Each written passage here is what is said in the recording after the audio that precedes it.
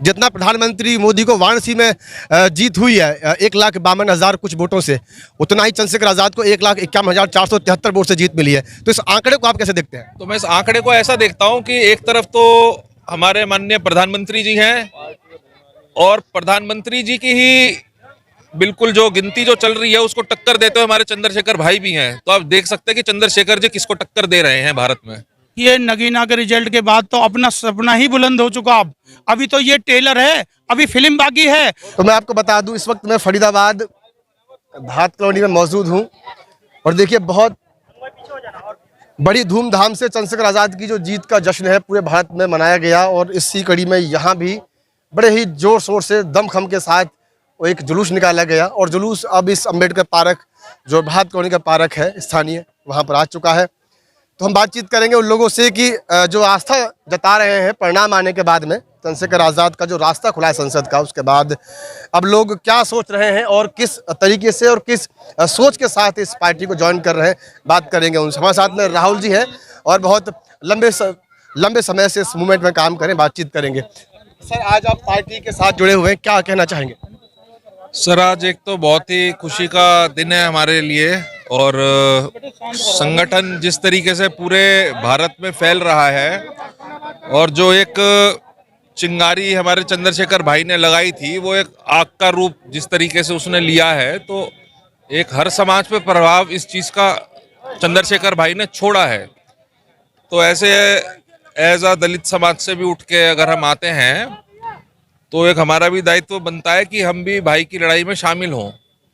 तो भाई को पूरा सपोर्ट देने के लिए ही आज हमने पार्टी में अपनी ज्वाइनिंग करी है और हम भाई का जो संघर्ष जो है उस संघर्ष को हम आगे तक लेके जाएंगे। संसद तक तो हम पहुंच गए हैं, हम उससे भी आगे का रास्ता जो है, बाबा साहिब का रास्ता जो है, वो बहुत ही एक लंबा रास्ता है। हम उस पर हम चल के हम परिणाम जो है अपने समाज के लिए। और क्या आपको लग रहा है, आप किस तरीके से सोच रहे हैं कि क्या चंद्रशेखर आज़ाद जो दलितों की जो लीडरशिप है राष्ट्रीय स्तर पर उसको कब आगे कर पाएंगे, क्या देख रहे हैं आप?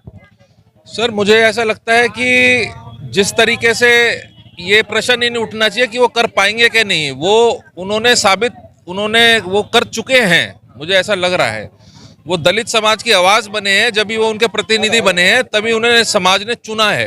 अच्छा, ऐसा अनुमान था कि नगीना से इतना जो भारी वोट उनको मिला है, जितना प्रधानमंत्री मोदी को वाराणसी में जीत हुई है 1,52,000 कुछ वोटों से, उतना ही चंद्रशेखर आज़ाद को 1,51,473 वोट से जीत मिली है। तो इस आंकड़े को आप कैसे देखते हैं? तो मैं इस आंकड़े को ऐसा देखता हूं कि एक तरफ तो हमारे माननीय प्रधानमंत्री जी हैं और प्रधानमंत्री जी की ही बिल्कुल जो गिनती जो चल रही है उसको टक्कर देते हुए हमारे चंद्रशेखर भाई भी हैं। तो आप देख सकते हैं कि चंद्रशेखर जी किसको टक्कर दे रहे हैं भारत में। तो मोदी जी की जीत जो है वो हमारे लिए इतना मायने नहीं रखती जितना हमारे भाई की जीत हमारे लिए मायने रखती है। क्योंकि एक समाज से, एक पिछड़े समाज से उठ के व्यक्ति जिसके ऊपर इतना प्रेशर हो, तो वो उठ के अगर समाज को संसद तक लेके जाता है, एक आवाज हमारी बनता है, तो हमारा दायित्व है हम उस आवाज के साथ मिले और हम अपने सारे भेदभाव सारे सब भूलें और सारे समाज हम अपना एक साथ हो और भाई के साथ खड़े हों, यही हम लोग चाहते हैं। चंद्रशेखर आज़ाद पर जो आरोप लगे थे अब तक, उसको लेकर के आज कुछ कहना चाहेंगे आप? आरोपों के बारे में भाई साहब मैं आज नहीं कोई बात कहना चाहूंगा। तो अगर हमारे नौजवान आज खुशी है, देखो आज हमारे नौजवान एक एक मिलकर और इतनी बड़ी ताकत मिली है।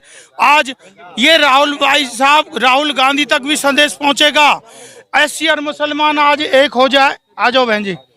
एससी और मुसलमान, आज मैं मेवात का दौरा किया था, मैंने एक बार, मेरे दोस्त की शादी थी, तो वहाँ सर्दियों के टाइम में 5-7 लोग ताप रहे थे। मैंने कि भाइयों, तुमने आज मेवात को उठाना है तो यंग पीढ़ी मिल जाओ और ऐसी मुसलमानों को एक साथ ले लो और अपनी ताकत दिखा दो कि हमारा संविधान भी आज खतरे में है। अगर संविधान को बचाना है तो ऐसी मुसलमान एक हो जाओ और हम तुम मिलके एक ऐसी इन मन्नुवादियों से अगर लड़ना है डट के, तो हमारा एक यही जरिया है।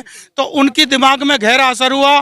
तो आज रिजल्ट यहाँ राहुल गांधी जी ने भी ये माना है कि गरीब मजदूर, राहुल गांधी जी ने भी ये माना है कि गरीब मजदूर ने ताकत दिखाई और संविधान को बचाने की ताकत दिखाई है और आगे भी आने वाले चुनावों में 2 महीने बाद और भी ताकत बनेगी। क्या उसका असर यहाँ जो हरियाणा में विधानसभा चुनाव होने वाले हैं, क्या उसका असर यहाँ पर देखने को मिलेगा?